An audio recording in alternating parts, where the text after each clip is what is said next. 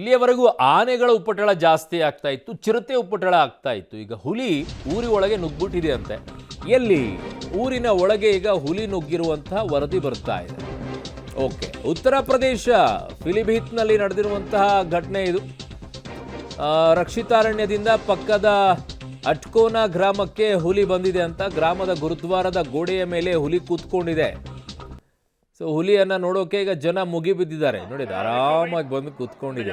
ರಕ್ಷಿತಾರಣ್ಯದಿಂದ ಬಂದು ಕೂತ್ಕೊಂಡಿರೋದಿದು ಗುರುದ್ವಾರದ ಗೋಡೆಯ ಮೇಲೆ.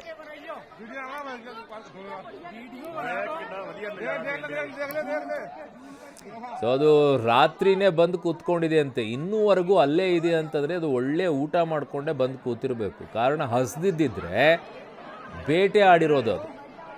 ಸೊ ಅದು ಬೇಟೆ ಆಡಿ ತಿನ್ಕೊಂಡೇ ಬಂದಿದೆ. ಸೊ ಹಾಗಾಗಿ ಅದು ಊಟ ಮಾಡಿದರೆ 2 ರಿಂದ 3 ದಿನ ಅದೇನು ತಿನ್ನಲ್ಲ, ಸುಮ್ಮನೆ ಇರುತ್ತೆ. ಸೊ ಹಾಗಾಗಿ ಆ ಗೋಡೆ ಮೇಲೆ ಕೂತ್ಕೊಂಡಿದೆ.